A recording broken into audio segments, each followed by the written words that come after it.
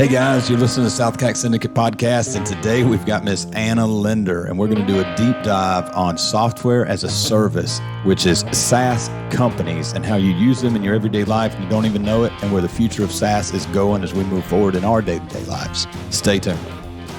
Hey, this is Liz, and you're listening to the SouthCack Syndicate Podcast. Welcome to the SouthCack Syndicate Podcast. It's Kyle Voss. Jared here. Hope everybody's having a great day. What are you doing over there, son? So, we don't really do fun facts anymore, but I do want to throw one out at you. Okay, go ahead. So, news. We are not a news podcast. We're more of a business podcast. Yeah. But do you know what news stands for? Like, this is a real thing. No idea. It stands for notable events, weather, and sports. Interesting. Who knew? What do they say? I was today years old when I found that out? Yeah. I was today years old when I found that out.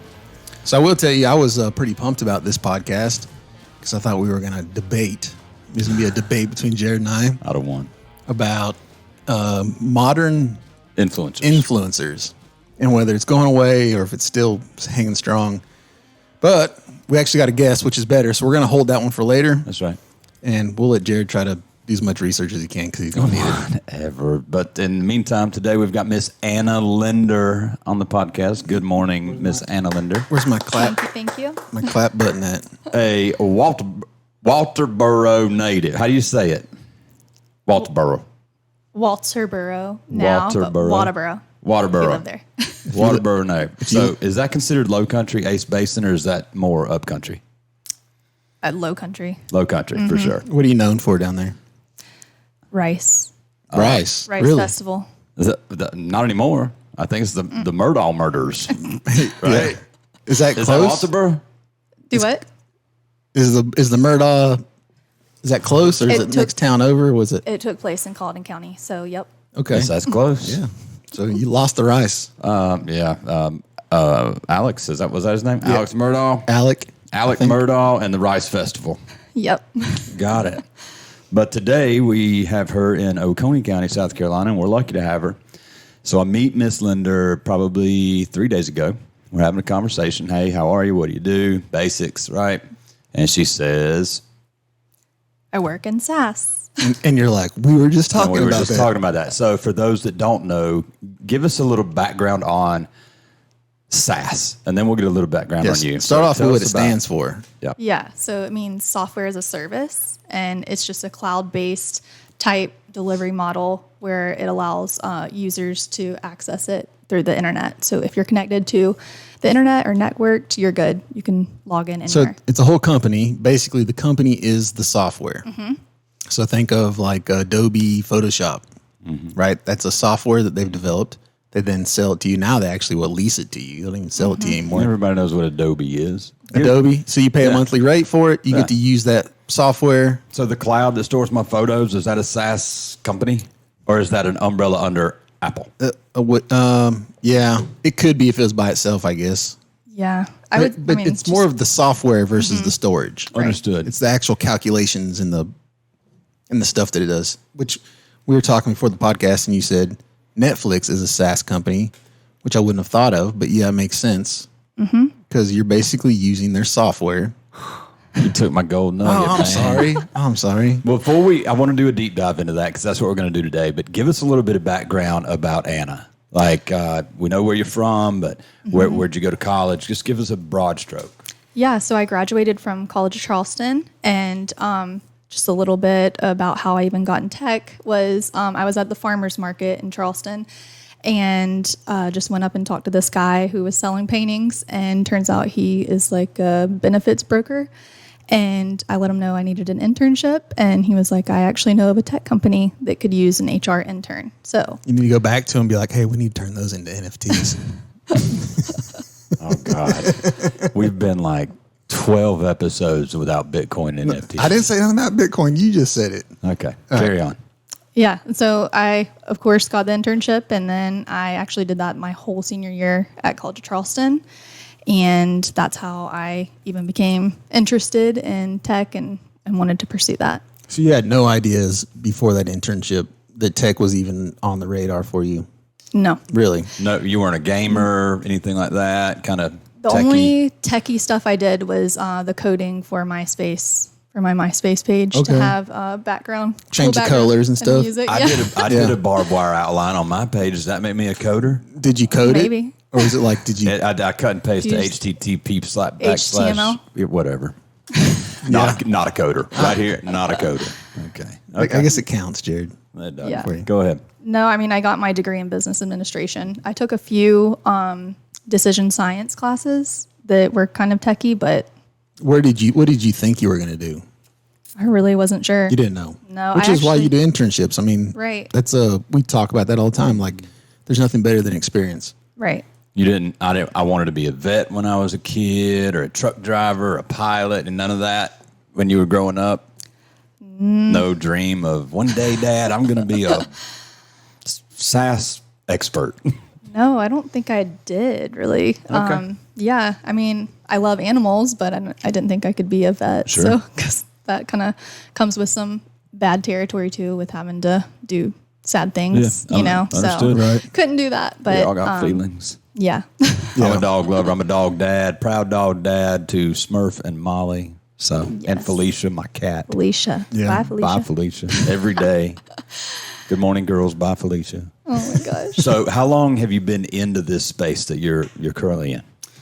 Yeah. So in the tech industry, probably like 8 years to a decade. So yeah, Do you have coding experience? I do. One of my previous jobs actually required us to code on the back end of websites. So Right on. basic coding experience, but not like Yeah. an engineer level. That's basically what I would say I have. And to the extent of, you probably way more than me, but I can already tell that. like when we did Tubular Music, like a lot of that was back end coded. And that is right. Yeah. So I'd go in there and I'd have to look stuff up and then go try to find where to stick it in the code. Yeah. You know, it's like, okay, I know what I need to put in there. Where does it need to go? Right. And you break it a couple times Yeah. and then you figure out, okay, You that's got to it. start over? Is it like, No. You can Trial always, and error. you can always revert back. But you know, if you put it in the wrong spot when you go to the website, it just messes everything up. sure. So, give me an idea of when what is an example? I guess I'm looking to you, Anna. What is an example of one of the first SaaS companies that people use every day today and don't even know what SaaS is? Besides Netflix, but like 8 years ago when you were coming up, is this new or has this been around for 25 years? It's been around. I want to say Salesforce was the first to launch a CRM platform. Yeah. And so that's what it was used for. And I mean, growing up, like, or just in all of my work experience, I've always used Salesforce at just about every single job. They Yes. dominate that market. They have all the data too. So it's hard to compete. Yeah. So, you know what's crazy is if you're not in the industry, you don't even know what Salesforce is. Right. You've never even heard of it probably. Which is wild. Yeah. But the people that are in it, they're like, They'd be lost without that's it. the place to go. Yeah. Yeah. So tell us a little bit, what is Salesforce? I think what they just compile data for sales, so you can, and this is the way I always took it, and I could be way off pace, but I always took it as companies use them as a CRM is what you said. What does that stand for? Customer relationship management. Okay, so they basically take all the customer data and then compile that into whatever you need it to be in as a company. Say SouthCack wanted to market to X or do this or do that. Your data is all with Salesforce. Kind of like ClickFunnels? I know that I've used it for different purposes. So when I was at Primary Insight, we used it to keep track of projects and any experts that we had that were going to consult on those projects. So it was mainly just like for project purposes. And then at Boomtown, we used it for cases that came in, for client cases, inquiries that came in and answering those. Right. And then for my last company that I was at, we used it for contracts and accounts. Yeah. That way we can see I think they everything. have a bunch of different platforms you can use. So I think one of them is if you are a company, they'll literally build something custom tailored to what you do Sweet. for your people, and you can track all the data you want. You can have all that housed in one thing just for you. I love that. Yeah. Dashboards too. Yeah. They have a lot. And then if you're just a smaller company coming up, you can use all their stuff. You can use all their information they've got and kind of sort through it if you don't have your own. So I love dashboards, and so I was looking for a personal dashboard. So when you wake up, most people look at an alarm clock. I want an iPad that just goes, bam, here's what a snapshot of your morning. Here's what this business did. Here's what this came in. This is what got deposited. And then so I started doing a deep dive on available dashboards for my needs. You can get lost. I didn't realize there was such an open market for these things. And that's a prime example of a SaaS company. Like they That's would literally, exactly right. They would give you the service, and they'd just charge you a monthly rate for it. That's right. And that's crazy because anybody can do it. If you can code, then you can just be a SaaS company. Yeah. So let's talk about real quick before we kind of go on. And I don't know if I know them all. You may know, or you might be able to fill in the gaps. But there's only 7 ways to have a successful company within the tech industry. You got SaaS, which is software as a service. You've got e-commerce or peer-to-peer or the middle guy. You think of eBay. A lot of people would get eBay confused with SaaS because you think it's a software as a service, but it's not. They're the middleman. They're doing all the processing for you, right? They're bringing sellers and buyers together. Is that not software? No, because they're not charging you a rate to use eBay. Yeah, they are. They're taking a cut. That's Is on it the a SaaS company? That's on the sale. It's not like an upfront charge. Yeah, there's no upfront charge. You can use it for free. They get it on the transaction. Got it. It's a transaction-based company. Amazon, same way. It's all transaction-based. Okay. They're just the middle guy, right? So, I don't know what that's called. I don't know if it's e-commerce or what that is, but it's a different than a SaaS, which can be easily confused because you think website, you just that's a software, but it's not necessarily. And then you have in tech, you have biotech, which is like more of in the lab kind of businesses, and it has less to do with software, but that's still technology. Okay. Any that you can think of? I think there's 7. I don't even know if I pronounce it right, but I've lately been seeing a lot of is it fintech? That's finance based. Yeah. Right. So is it fintech? No, it's fintech. There's no E in it. It's fintech. It's coming up though. I'm seeing that a lot. It is. Coinbase. Coinbase would be considered a peer-to-peer, like an eBay. They're just now almost a bank. Yeah. But so those are familiar that we know. When was SaaS created? When did SaaS come about? Yeah, so Salesforce did the launch in 1999. That's what it was. Got it. It's been around for. Yeah. I mean, you could almost say that. Nah, maybe not. I was gonna say you could almost say that Google was a SaaS company, but they weren't because they weren't charging you to use their service. And that's the key is that you're charging to use that service as a monthly, as a monthly rate or monthly, or a one-time deal or whatever it may be. You're charging for that, whereas Google's thing is they're more of an ad revenue company, and they just needed eyeballs. Sure. So they gave away their service. So when you got your internship and I guess you figured out you really liked what you were doing, right? So you knew that this was the path that you were going to stay in. You really didn't want to color outside the lines. You just want to stay with SaaS, right? Yeah, in the tech industry mainly. But I was an HR intern, so I was mainly just sourcing candidates and hiring, or not hiring them on my end. I would send them to my manager to hire. And yeah, I just liked the whole onboarding process of it all, but I figured out that I liked just helping people and even networking to find them jobs at eGroup where I interned. So that's what I knew I wanted to do, was stay in tech, but to help people. Do you keep in touch with that internship that you did, those people from the early days? Yep. Yeah. I still text my boss. Build that Rolodex. I'm telling you, that's the key to success, right? For sure. You'll go back to that. I guarantee you, one day, you'll go back to those people. Whether 100%. you need a job or you just need a connection or you need whatever it is. She already has, I'm sure. Yeah. You'll use them. But I'm talking about even when you don't think it, 20 years from now. Yeah. You're going to be like, that one time, that one lunch a year you do with that person. Right. Will come in super valuable one day when you're. What's the worst part about the industry that you chose to have a profession in? Is it, in your opinion, what do you dislike about it the most? I mean, there isn't really much control on my end. So when there's bugs that need to be fixed in the system, and then we have to break the news to the client, that's just kind of hard, but it's never a fun thing to do. So got to find out workarounds and everything and ways to make them happy. Yeah. So it's a lot of constant movement? Yes. I guess it has to be, right? Yeah. Because technology's shifting by the minute. Yeah. Right? Yeah. So in that industry, I would think behind the scenes there's a lot going on because you have you got the coders, you have the engineers who they're like kind of mapping out what has to happen. They're sending that. And I don't know how this works. I'm just kind of making this up as I go, but they're kind of sending that to the people who code it, right? Because usually engineers, they're software engineers. Well, I guess maybe that I guess in one. And then you have the people on the interface side that are like, this is not working properly, or we need this, or we want to add that. Yeah, I mean, different teams within that department of engineering, and then also too, you have product that gets involved as well. And then, if they're assigned a success manager, it's just all that internal communication that needs to happen so everyone's in the loop. Because I just think you need different people on that. You need different kinds of folks on that spectrum, right? You need the ones that know how to code, that's right, but may not be the best at talking to customers on what they need or don't need, right? And somehow that has to get relayed to the people who actually build the products. Well, what was that movie with Owen Wilson and what's the funny guy where they got intern at Google?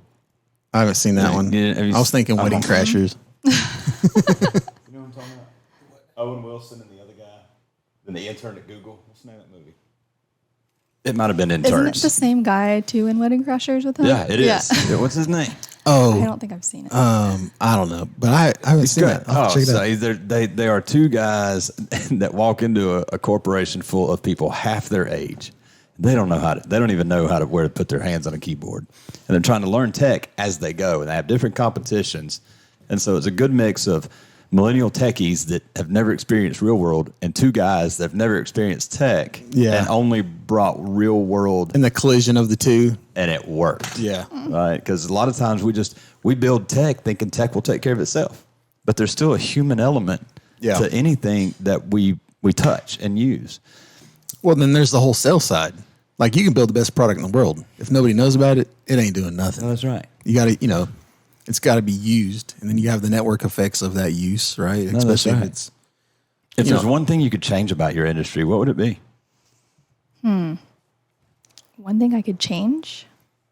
I honestly can't think of anything. Okay. I mean, I feel like you have your own opinions whenever you go to companies on things that you would change, but I don't know about the industry per se. Say they're staying on top of it. Yeah, somebody is, right? Because we're growing faster in tech every day. It's a little scary. Like from conception of man to the first car was like hundreds and thousands of years, not hundreds of thousands, thousands of years. Yeah, right. And then it was like a little bit shorter to get the next big, and now it's like every day something new's coming out to make our life a lot easier. You know what I think about is if you look at just the evolution of the car itself. No, that's right. We're talking, it was only 20s. In the 20s, the car was invented. The buggy with a motor, whatever, I guess right before the Model A. And you look at that to Tesla or. Oh, it's just hands off. It drives itself. That hasn't been it's only been 100 years. Like it hasn't been that long. And it's going to accelerate even faster from there, right? That's right. Well, let's take a break right quick. And when we come back, I want to hear where is SaaS going in the next 3 years to 10 years? So we'll be right back with Miss Anna Linder. Let's face it, shopping for insurance can be time consuming. When it comes to your auto and home insurance needs, make things simple and trust your Allstate experts. They will help you get the coverage that fits your needs while helping you bundle your auto and home. Bundling saves money, sure, but it also saves you time. So you can enjoy the things that matter most even more. Contact Clemson Allstate agent Shane Smith at 864-654-1047 today for a free personalized insurance proposal. Allstate, are you in good hands? And we're back with Anna Linder, SaaS guru. So, yeah, we never really did dig into that. I want to know, like, we talked about how you got into the industry. I think we left off at internship. Tell me the why and why you're still in it. Yeah. So whenever I was sourcing for tech jobs, I just thought it was really interesting. Just didn't think that I could become a software engineer. So that's why I started to do more of the client-facing stuff. And I landed a job at CreateSpace, which is owned by Amazon, and they're a self-publishing company. So that's where I really started with the client-facing. Where were you based at? In Charleston. So you were in Charleston. Remote. And Create. No. Not working remote. That was pre-COVID. Oh, but so they have their an own office. office in Charleston. Yeah. Oh, okay. And then Create Space is basically if you want to publish your own book, you don't want to go through a publisher. Right. You can then you create the book yourself. Is there somebody that actually like looks over that for you? Does How does editing. Yeah. There's copywriting there, and then designers too to help with the front of the book, the cover, Interesting. everything, and then just like making sure everything was formatted correctly. So you had that as a service there, but you also had a DIY service where if you didn't want to pay for it, then you could do it for free.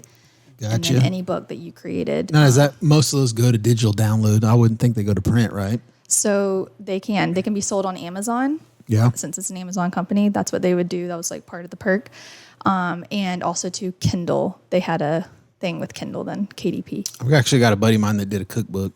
I think he did like a dating book too. But I think they were all, I know, which is crazy. It was a book on, and shout out to him if he's listening. I don't know that he is, but if he's listening, Matt, he did it was a book on like 101 first dates or something crazy like that. And it was it was an idea book. Yeah. That's cool. I created one for my sister to give to her husband for their wedding gift. And it was all of the text messages that he sent her. Oh, that's and it was cool. like between back and forth. Was it on Amazon? Can we go buy it? It was on Amazon, but Don't ever do that to my phone. Ever. Between me and Megan, those text messages. Oh, are you kidding? Funny story. I just heard the other day where Johnny Cash, what was his wife's name? June. June. Was it June? June Carter. Did she write a book or something? It's like a self-bio or something? Probably. Or did he have like a girlfriend? I don't know. I didn't catch the whole story. But anyway, whoever it was basically published every love letter that they had in a book. Wow. Yeah. I see. That's sweet. That's cute. Now we text. Are you still mad at me? No, my sister provided me heck with did I all the do? text messages. So So she did she the might have left some self-editing. out. Yeah. She would have had to. I did the formatting. She provided me with the content. What do they call that? Redacted? She redacted Yeah, she some of probably it. did. Mine would be like, I love you too. Black line, black line, black line, black line, black line, black line. See you later.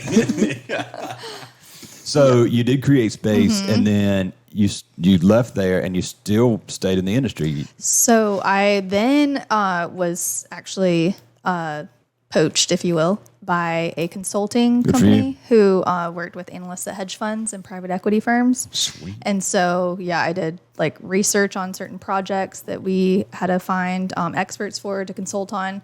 And then I basically had to find them, reach out to them, and sell them on the idea of consulting, and then get them just assigned with the analyst at the hedge fund. And so that I did take a little break away from it, but I was still, interested. So then I ended up leaving that company and working part-time for a tech recruiting company. So was it the same company that poached you? No. Like the head? Somebody No. else It was someone poached you? at the company that poached me for Primary Insight from Gotcha. Create Space. Yeah. So yeah, You must be really good at what you do. That's what I'm saying. I don't know. You've been headhunted like twice in your early days of your career, right? So you went on, you stayed in the industry. Yes. And then I ended up getting a job at Boomtown, a full-time job there on the support team. And that's where I really was like, okay. And now, are we after COVID at Boomtown? No, we're still pre-COVID. Still pre-COVID. Yeah. So you're reporting to an office. An office. Now yeah. tell me about the office environment. Is it like wild and crazy, and people are throwing watered up notes across the cubicles? And I got an idea over here, big dry erase board. That's how I see Pretty it. much. Yeah. It's like Facebook where they got. yeah. Yeah. It's like a I mini get it. Google. Basically, you could bring your dog. You could wear whatever you wanted to wear. They had a bar. Ping pong, gym. Yep. Ping pong. Yep. It's like our office. At, So my mom works at Apple in Austin, and she says that they have everything there you'll ever need. They don't want you to leave. I'm talking about you can get your clothes washed, you can get massages, you can get personal trainers at the gym. They'll cook food for you all day, like everything you'll ever need.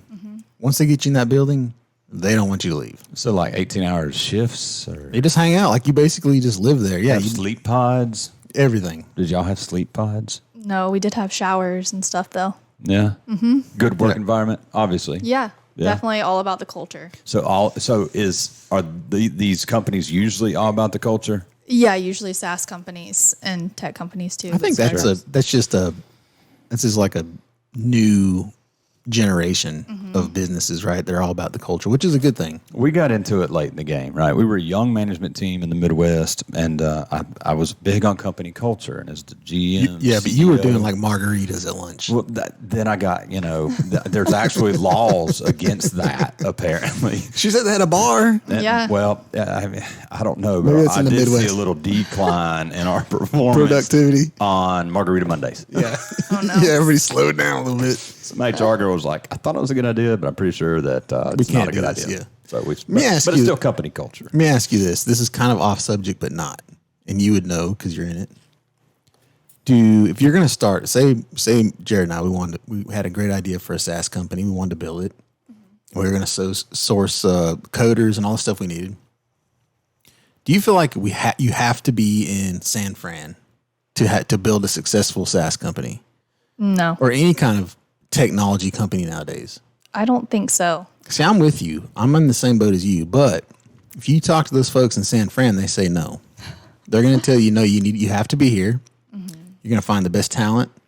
You're going to find the most amount of money, which I get that part. But I mean, if you're in Austin or if you're in, Miami, some of these new tech places that are coming up, you can go find the money. If you have a good product. You can also, in 2023, find workers remotely.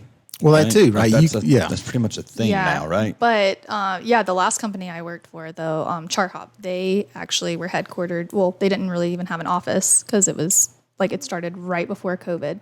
And so they decided to just be a fully remote company. And they were headquartered, in quotes, in New York. Which is where they got the mail. Yeah, well, that's where the CEO lived. And so that's where he created ChartHop. Gotcha. from. And what did ChartHop? ChartHop.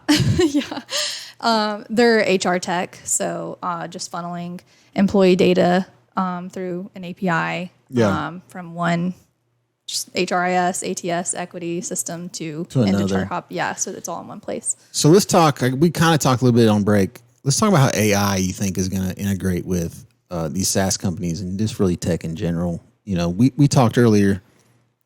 If ChatGPT come out tomorrow and said, "Hey, we're going to charge you a monthly fee for this service," which I think they already have talked about. I've already kind of heard whatever. They would instantly be a SaaS company. That is like the definition of a SaaS company. You're using that software as a service and you're paying for it. Yeah, I think y'all did a podcast on AI recently too, and y'all talked about the chatbots too, and that right there is cutting out a lot of the repetitive tasks that are needing to be done to allow them to focus on other critical tasks too. Right. So that's also how it's kind of coming into play with SaaS companies. Yeah. So it's not too separate. It's going to be Do you have to pay for a service to make it a SaaS company? Yeah. If it's free, it's not a SaaS right. company? Correct. Correct. Just because you add the payment, Yep. it's a SaaS company. That makes that's the service part. Well, the service is for free. It's not a SaaS company? No, but if it just be software then, not as a service, it'd just be software. It's still a service. If I gave you software, it'd just be software, Yeah, you pay for it, you have the login for it, and then you access it. and that makes it a service. So my Spotify, is that a SaaS company? If you're paying for it. Yeah, I mean, I would think consider that falls in the same realm as Netflix, right? Yeah, that's right. It's the same. Instead of watching, you're listening. That's right. Spotify So- we use every day. Yeah, there you go, James. We've got some guests in the studio this afternoon. So everyday use of SaaS, Spotify, Netflix. Give me another one. I wonder if Amazon Music. I mean, that's what I use over Spotify. Any streaming subscription I would be a SaaS company. Yeah, for sure. Video, audio. Now, I mean, it obviously crosses over into other genres, right? It's also could be a media company, could be, but really the service that they're charging for is the fact that you can stream it to your TV. That's what that's what you're paying for, is to get that to your TV via stream. You're paying for that software that does that.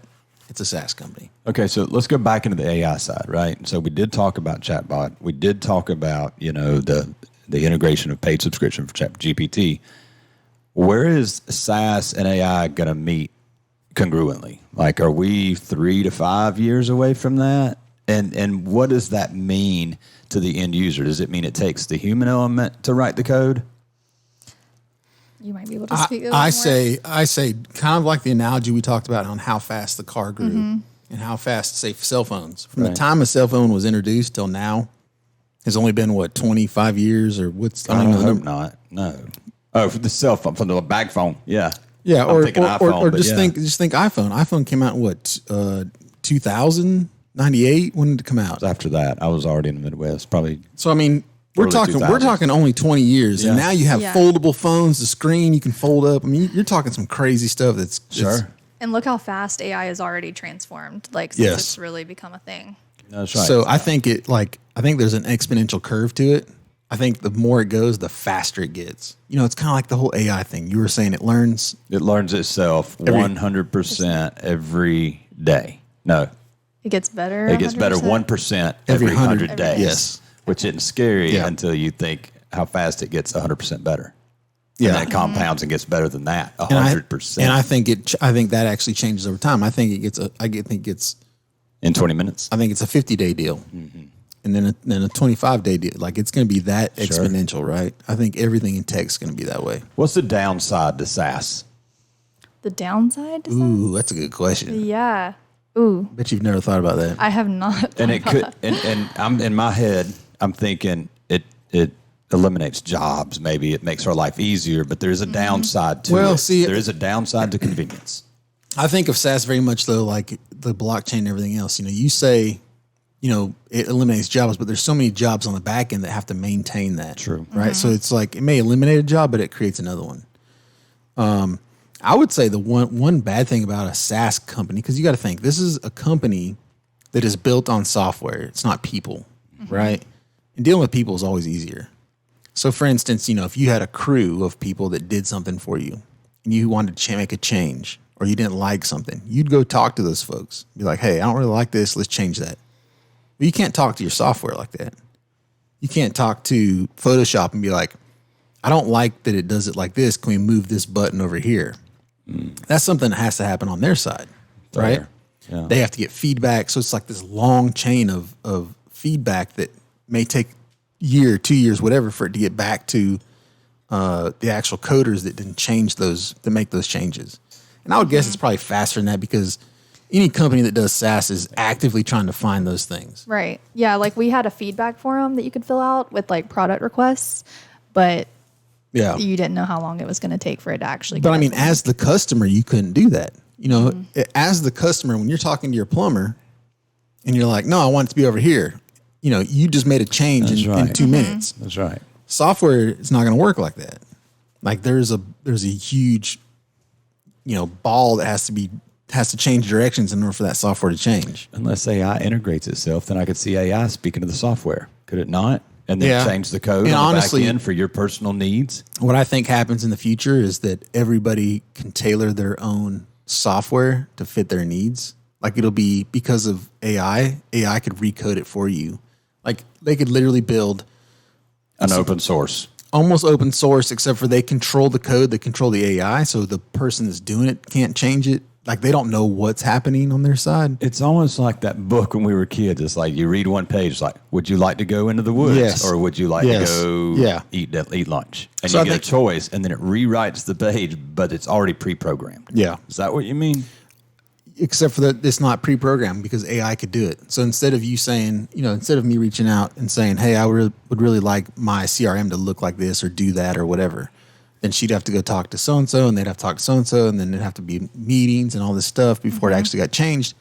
If AI is writing the code, I literally could say, I want it to look like this. They could build the AI where they still control the IP on the code, but AI could rewrite it right there for me. Instantaneously, it changes in front of me. They still own it.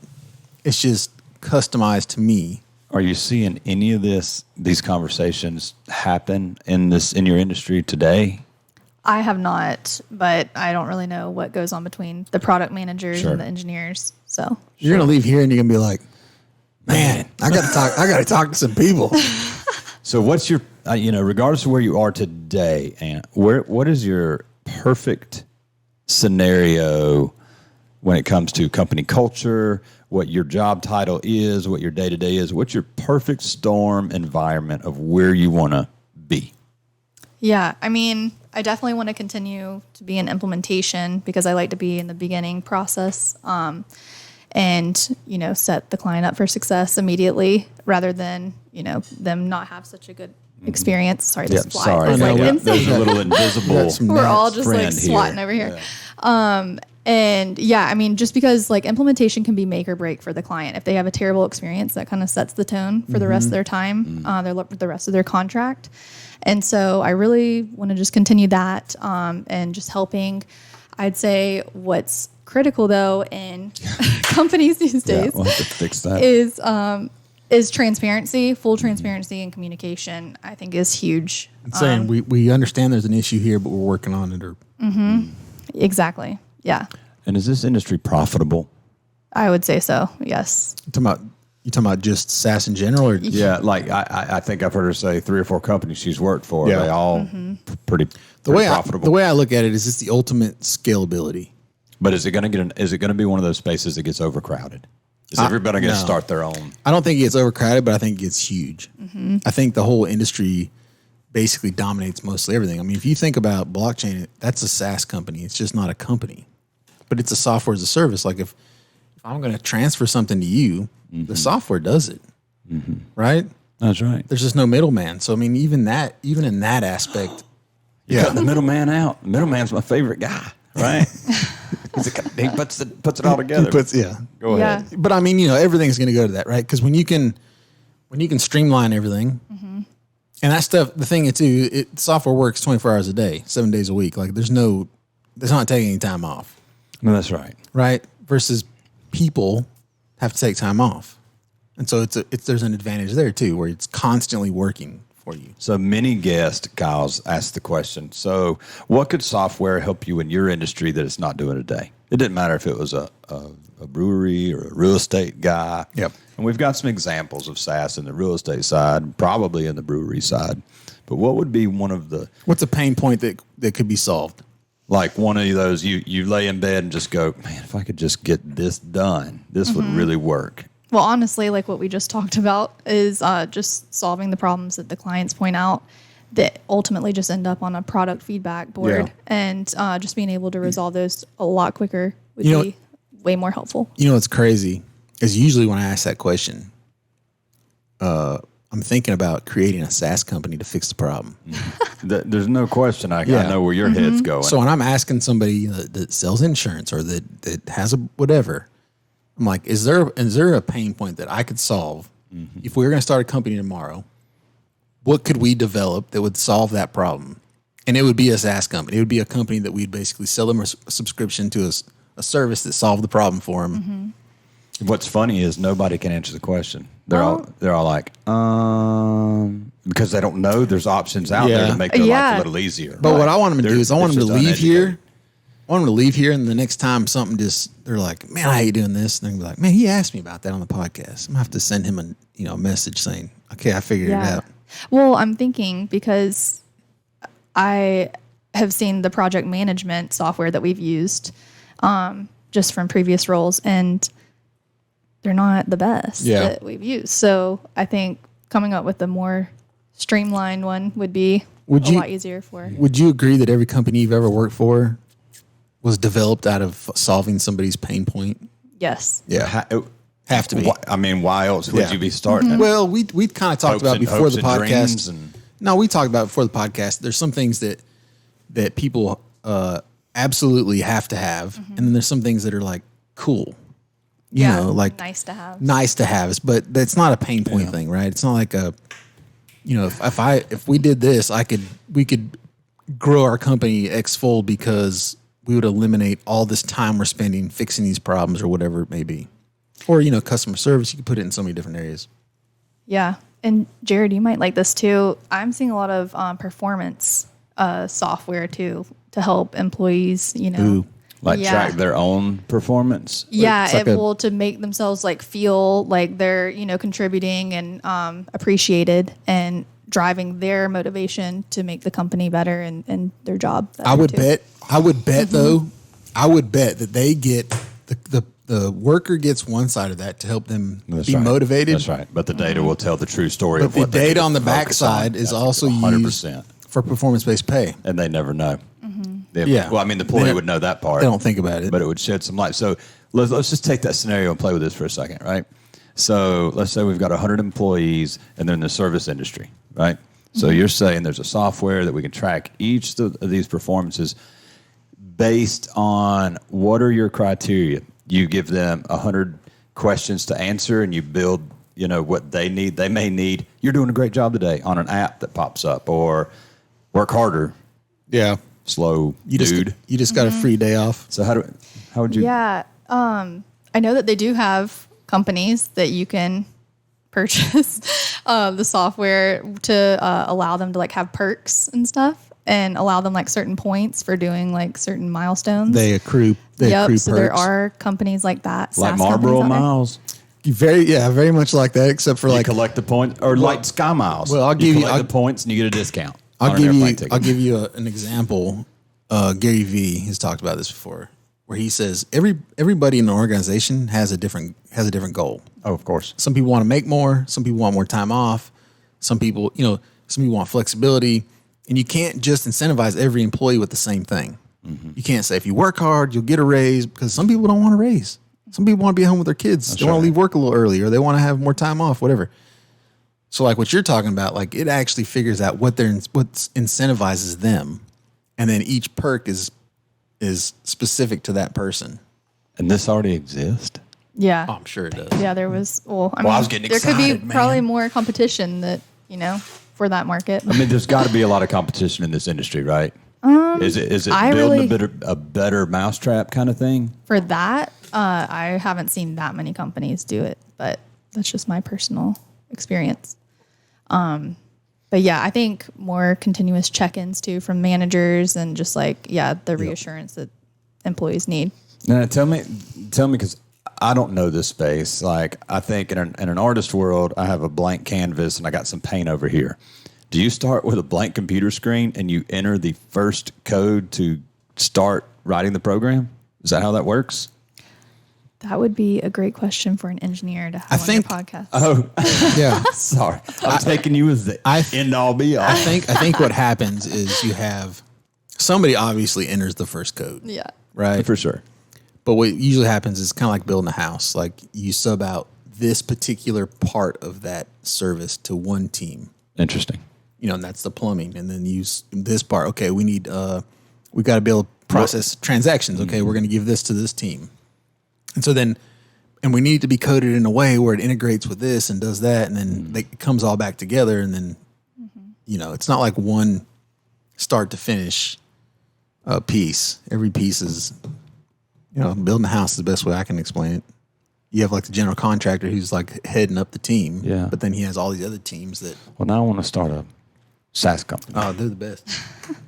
Are you who we need to put on our roster to have a Yeah, conversation with? sure. At least your Rolodex, right? We could. Sign me up.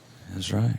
Well, this has been great. I got a personal question for you that I like to ask. I don't usually get to. What'd you listen to on your way to work this morning? Oh man, I don't think a lot of people are gonna like. No. Like Marky Mark. I have been listening to your podcasts, but Well, we know that we have a lot of Besides that, listeners, but I would. My girl Taylor.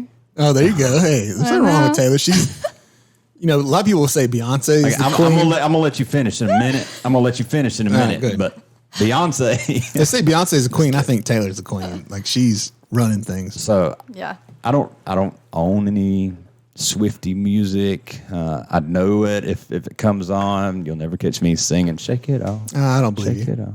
I don't cut the grass to it or anything like that. But I did watch a long, some YouTuber broke down her tour. Mm-hmm. Here's what the economic impact of a Taylor Swift show in Greenville, South Carolina. Yeah. Would be. Actually, Greenville's too small. Only major football arenas. Yeah. So it'd be, it could be Atlanta. Clemson. No, major. It'd be Clemson. Carolina Panthers Stadium. Clemson's bigger than Carolina Panther Stadium. Is just it? so you know, yeah. By seats? Yeah. It might be. But it was the economic impact, and I don't remember the numbers. I'd be pulling them out of thin air, but it was enough to where they'd build hotels. Like the Olympics Oh, were yeah. coming in. Yeah, If it's they billions. thought there'd be a city on that tour, then they would build the city up just to hold one Taylor Swift concert. I wonder if behind the scenes, if it's very much like the Olympics where they're like trying to court her into being like, hey, on your next tour, we'd love for you to come to... We're building a stadium X. just for you. Yeah. It's crazy. So kudos to you and Taylor Swift. Golly day. And her truck drivers all got a $100,000 bonus the other day. Yeah. Oh, really? Like 50 of them or 500 of them, however many trucks it takes, which is a lot, right? Mm-hmm. But she has figured it out. Yep. Who would have thought a little 17-year-old country music singer, which is crazy. Everybody's like, no, you got to pay your dues to make it in the industry. Man, this girl was still in high school and got signed to a label. She wasn't playing her ass off at different bars for 25 years. Times have changed, man. I didn't realize this, but Morgan Wallen was on The Voice or one of those. Mm-hmm. I didn't even know that. Yeah. I'm waiting for the pop culture to come and everybody's going to shave their head. You know, he just cut his mullet off. Did he? Yeah. Yeah. I didn't know that. It was like last night he got the clippers out. So I don't know what happened, but he's got a shaved head and no mullet. I know what happened. He had a rough night and something happened to a part of his mullet. And so he's like, man, I got to cut it all. He forgot to take the guard off. That's what he had a late night. The Flowbee wasn't working properly or something. You know, music used to influence pop culture. Like the 90s was the last generation we saw people dressed like artists. Now we dress like influencers on Instagram. Mm-hmm. And music doesn't have that impact that it did. Well, but I see Taylor Swift, she's definitely making an impact. We talk about it a lot too. Or at least in the past, but the next huge artists, the next big movie stars will all come from the influencer world versus the other way around. Because when they have the following, for instance, Chance the Rapper, when you already have a following, you don't need a label. You don't need, right. But they'll make a very agreeable deal with you because they don't have to do any work. This new kid that's just literally popped up overnight. Anthony Oliver has got this Appalachian feel, big ginger beard. Oh yeah, I've seen that guy. You know, and he's already turned down millions of dollars from record labels saying, sign here. He's like, no, man, it's not what I want. I just want to do my When he own controls his thing. own destiny, he don't have to answer nobody. So I saw a video of him today, and he was at this little farmer's market stage, and it was just packed. And he was like, man, what 7 days will do in a man's life. I played here last Saturday, and there was like 10 of you. Yeah. Now there's like 2,000 of you. Yep. Jamie Johnson showed up, and I'm like, the way of the internet is changing Social media. everything. It's putting it back in your hands. All right, so one last question before we kind of tie this up. For somebody that aspires to kind of do what you do or be in your industry, what's like one recommendation that you'd give them? I mean, you talked about doing the internship, which I think is huge, right? You're not going to learn you're going to learn more by giving up your time in one of these businesses than you will going to school or anywhere else, in my personal opinion. What would you say to that? Like somebody that really wants to get into tech or try to figure out where they fit in tech, what would you suggest they do? Yeah, I mean, I definitely think networking too, and like even talking to people in the industry is huge. But like we talked about earlier too, with like having more STEM programs and schools, I think that's also a good opportunity for younger children. Show the kids what's possible. Yeah, and I know that like they even have volunteer programs too. Like at Boomtown, we'd have engineers volunteer to teach kids how to code in their free time, and that got them interested into it. So Yeah. I love that name, Boomtown. Boomtown. So if you're a freshman in high school, are you taking certain classes, or you just going to the career and tech counselor and saying, hey, I think I want to do software. What do you got? So I think that they're set up for success better these days than I was back in the day. 100%. For sure. So yeah, I think that they're walking around with a computer. Exactly. So I think that they could, I think some schools even offer like special classes for that, or even go like to a community college and take a class there. But even computer science majoring, just to do like coding and learning that kind of stuff, that's huge in college. I know that in the beginning, computer science was dominated by males, but I think it's changed a lot. Yeah. Now, your degree from College of Charleston is... Business administration. Was that important for you to have? Yeah. Like as you moved forward in your professional career? I felt like it was, yeah. I mean, would think so. I took all different types of classes, like with finance, accounting, and like I said, decision science. So kind of got to see marketing management. God, you're well rounded. Not only that, when you See understand what I how wanted. business works, you know how your role fits in. If you have no idea how business works, you don't understand how You're your just role a number. fits. Well, you're just like, no, I'm doing my thing. I don't care about all this other stuff. What are you talking about P&Ls? But when you understand what P&Ls are and how you fit into that, then you're like, oh, okay, well, this makes sense. I need to do this. Sure. If somebody wanted to find you on LinkedIn, do you have a LinkedIn account? Yes, I do. If you wanna, sorry, Kyle's popular. Pennsylvania. If they wanted to find you, They wanted to headhunt you. Yeah. If somebody was wanting to poach you for your expertise. Yeah. I believe it's just Anna Linder That's- / Anna Linder on LinkedIn. ANNALINDER. Yes. Anna Yep. Linder. Well, listen, we appreciate your time today. This Thank has you. been insightful for me. This is more in his face than it is mine for sure. But for spur of the moment and unscripted, it was. I've learned a lot. Yeah, for sure. Good. So thank you Thank for your you. time. All right, we'll catch you guys next week. Hope you have a great weekend. See ya.